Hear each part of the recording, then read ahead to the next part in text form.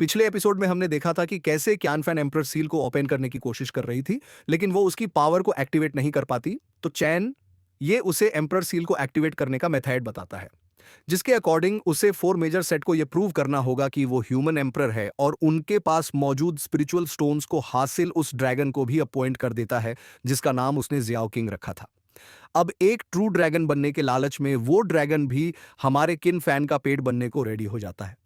एम्ब्राई रूइन से बाहर आने के बाद एक भी बच्चा हमारे कैनफेन को ह्यूमन एम्ब्राई के तौर पे नहीं देख रहा था, क्योंकि सभी को ऐसा लगने लगता है कि हमारे चैन ने अपनी बार का यूज करके क्यान फैन को ह्यूमन एम्पायर बनाया है, इसलिए कोई भी उसकी रिस्पेक्ट नहीं कर रहा था। ये देखने के बाद जानिए सभी के सामने ये चैलेंज देता है कि जैसे ही क्यान फैन अपनी कल्टीवेशन को कंप्लीट करेगी, जिससे भी लगता है कि क्यान फैन क्वालिफाइड नहीं है, वो आकर उसके साथ फाइट करके देख सकता है, जिसके लिए बच्चे रेडी हो गए थे। इस एपिसोड की स्टार्टिंग में दिखाया जाता है कि जैसे ही चैन ने उस बंदे को डिस्ट्रॉय किया था, उसका साथ ही ये देखने के बाद पत्ते की तरह कांपने लगा था। वो सोचने लगता है कि अगर थोड़ी देर वो यहां पर और रुका ना, तो चैन ये उसका खेल भी खत्म कर देगा। इसलिए वो अपने सेट का सबसे सीक्रेट मैथड यूज करते हुए वहां से भाग जाता है। उस बंदे के वहां से जाने के बाद जाने जो कि काफी ज्यादा गुस्से में था, वो रिलैक्स होकर मुस्कुराकर को देखने लगता है, जो कि गलतीवेशन कर रही थी। कल्टीवेशन करते हुए की एनर्जी पर्पल फ्लेम में कन्वर्ट हो जाती है, जिसे देखकर बाकी सब लोग बहुत ज्यादा हैरान होते हुए कह रही थी कि क्या ये पर्पल फ्लेम है। वो लोग तो ये देखकर और ज्यादा सरप्राइज हो जाते हैं कि ये फ्लेम धीरे धीरे चेंज हो रहा है, जो कि पर्पल से अब येलो में कन्वर्ट हो चुका था। वहीं दूसरी तरफ कैन फे की बॉडी से निकल रही एनर्जी अब एक्सट्रीम हो चुकी थी। उसकी एनर्जी इतनी ज्यादा बढ़ जाती है कि वो स्काई को चीरते हुए आंखें जाने लगती है। कैन फेंकी हेवन में जाती हुई एनर्जी को देखने के बाद सभी लोग कह रहे थे कि ये तो लेजेंडरी गोल्ड स्पिरिचुअल सी है ना, आखिर ऐसा कैसे हो सकता है। ये तो बस इमोर्टल यार में थी। आखिर एक इमोर्टल यार की लड़की गोल्डन स्पिरिचुअल सी में कैसे कन्वर्ट हो सकती है। इस एनर्जी को देखकर तो ऐसा लग रहा है जैसे कि ये लिंग हाई स्टेज पर पहुंच गई हो। उन सभी लोगों को जो वहां मौजूद थे, एक के बाद एक झटके मिलते जा रहे थे, और अब तक यंग फैम ने सक्सेसफुली अपनी कल्टीवेशन को कंप्लीट करके लिंग हाई स्टेज को कंप्लीट कर लिया था। चैन ये तो कहता है कि अब जब मेरे डिसेबल ने अपनी कल्टीवेशन को कंप्लीट कर लिया है, तो जिसे भी फाइट करनी है वो आगे आ सकता है, उसे चैलेंज देने के लिए। इस अनाउंसमेंट को सुनने के बाद वहां मौजूद सभी बच्चों की हालत खराब हो जाती है। वो तो डर से कह रहे थे कि अब किसकी हिम्मत होगी जो इसे चैलेंज करे। दूसरे लोग तो कह रहे थे कि आप फिक्र मत कीजिए, हम लोग कन्विंस हो गए हैं कि यही ह्यूमन एम्पल है। अब हमें ज्ञान फेंक से कोई भी शिकायत नहीं है, हम उसे जज नहीं करने वाले। हमें यकीन हो गया है कि उसने ये पोजीशन अपनी काबिलियत की बल पर हासिल की है। सभी बच्चों को डर से कन्विंस होता देख कर ली। यान काफी गुस्से में कहती है कि अब जब कोई भी उसे चैलेंज करने की हिम्मत नहीं कर पा रहा है, तो मैं उसे चैलेंज करने वाली हूं।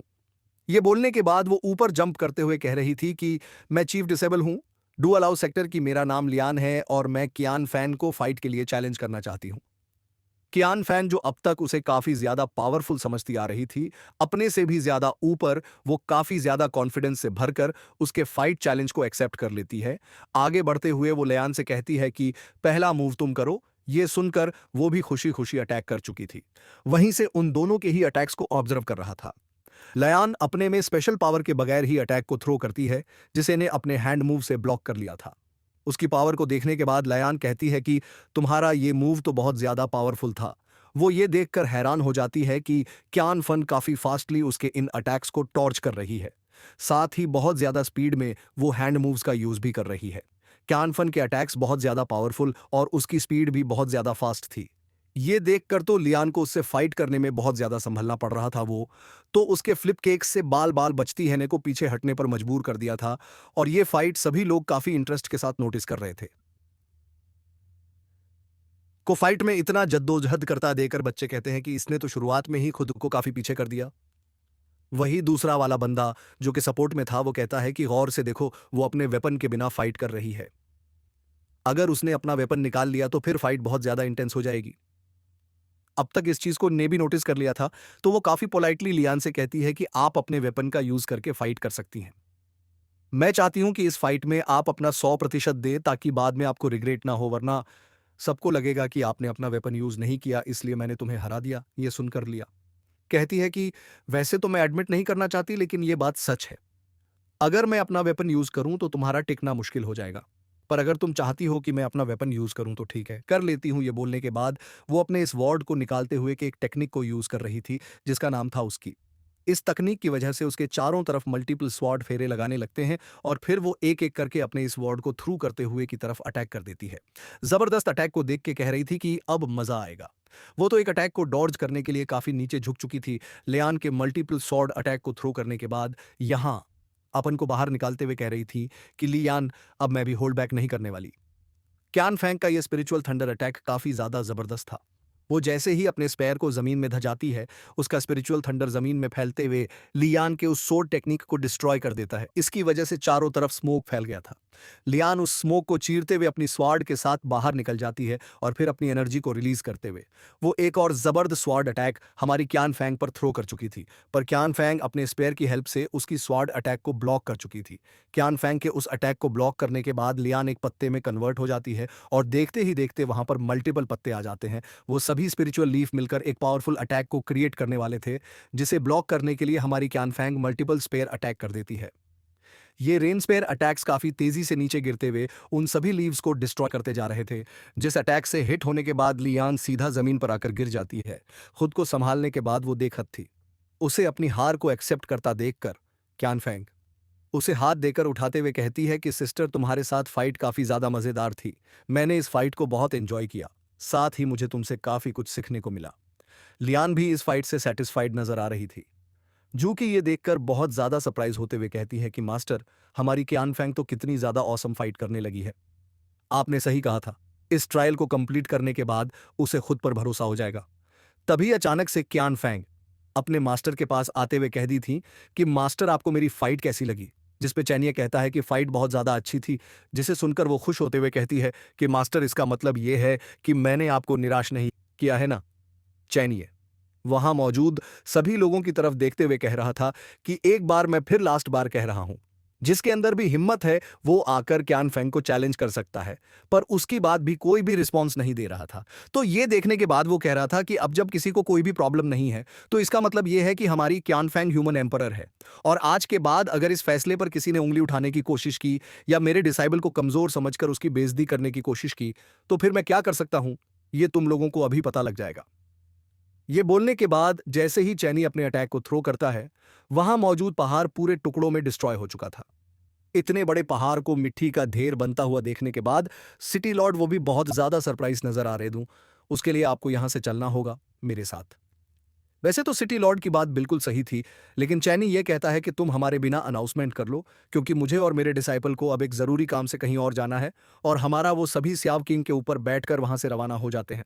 रास्ते में जाते हुए झुकी कहती है कि मास्टर, आखिर हम सभी दूलो सेक्ट क्या करने जा रहे हैं? ये सुनकर चैनी उसे बताता है कि दूलो सेक्ट फोर मीचर सेक्ट में से एक सेक्ट है।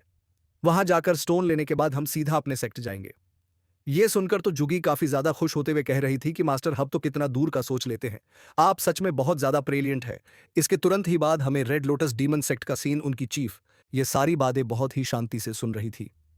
वही लियाओ कहती है कि मास्टर, इसने सच कहा। वो बंदा इतना ज्यादा बदतमीज और पावरफुल है कि वो हमारे रेड डीमन सेक्ट को यूं ही डिस्ट्रॉय कर सकता है। फ्यूचर में वो हमारे सेक्ट के लिए पहुंची है। वही ये दूसरा वाला बंदा जिसकी कल्टीवेशन अभी भी कंफ्यूजिंग है। ये तो अच्छी बात है कि अभी ये दोनों दोलो सेक्ट की तरफ रवाना हो रहे हैं। ये सुनने के बाद वो दोनों कहते हैं कि मास्टर, हमें बताइए आगे हमें क्या करना है, और स्पिरिचुअल स्टोन्स उनके पास आ जाएंगे, तब खेल को खेलने का मजा दुगना हो जाएगा। ये बोलने के बाद वो अपने पास मौजूद उन दोनों स्पिरिचुअल स्टोन को थ्रो कर देती है वहां पर मौजूद दो डिसाइपल की तरफ, जिनके अंदर वो स्पिरिचुअल स्टोन एंटर होते ही उनकी बॉडी से काफी स्ट्रॉन्ग स्पिरिचुअल एनर्जी रिलीज होने लगती है। और वो काफी हमें देखने को मिलता है कि ये दोनों डिसाइपल्स जिसके ऊपर स्पिरिचुअल स्टोन थ्रो किया हुआ था, वो दोनों ही कन्वर्ट हो जाते हैं चेनिये और चेनफिंग में। उनके डुप्लीकेट को क्रिएट करने के बाद ये लीडर कहती है कि अब जाओ, उनके पीछे मैं देखना चाहती हूँ कि तुम्हें देखकर वो दोनों कैसे रिएक्ट करते हैं। अपने मास्टर का ऑर्डर मिलने के बाद सबसे पहले लियान आगे बढ़ती है, जिसे देखकर उसके सेक्टी के डिसाइपल्स बहुत ज्यादा खुश हो जाते हैं। पीछे पीछे चेनिये और चेनफेंग भी आ जाते हैं। ये देखने के बाद लियान उन्हें इंट्रोड्यूस करते हुए कह रही थी कि जाकर सेक्ट का दरवाजा ओपन करो। मैं अपने साथ दो इंपॉर्टेंट गेस्ट को लेकर आई हूं। जो पर चेनफेंग समझ जाती है कि अब उसे अनाउंसमेंट करनी होगी कि वो कौन है, इसलिए वो आगे बढ़ते हुए काफी पोलाइटली कहती है कि ड्यूअल और सेक्ट के लीडर, मैं 9वीं पीढ़ी की ह्यूमन एम्परर चियन फेंग हूं, और एक ह्यूमन एम्परर होने के नाते मैं यहां पर उस प्रीचर स्टोन को गैदर करने आई हूं। मैं चाहती हूं कि आप दरवाजा ओपन करके मुझे अंदर इनवाइट करें। यहां चियन फेंग, क्या मेरी आवाज और स्पिरिचुअल एनर्जी इतनी लो है कि अभी तक कोई जवाब नहीं आया? जू की जिसके कानों के पर्दे फटने वाले थे, वो कह रही थी कि क्या बोल रही हो? तुम्हारी आवाज इतनी ज्यादा लाउड थी कि अभी तक मेरे कान में बज रही है। मैं तुमसे रिक्वेस्ट करती हूँ कि चेन फेंग दोबारा इसे एब्जॉर्ब कर लिया था। उस स्पिरिचुअल एनर्जी को एब्जॉर्ब करते ही चेन फेंग की एनर्जी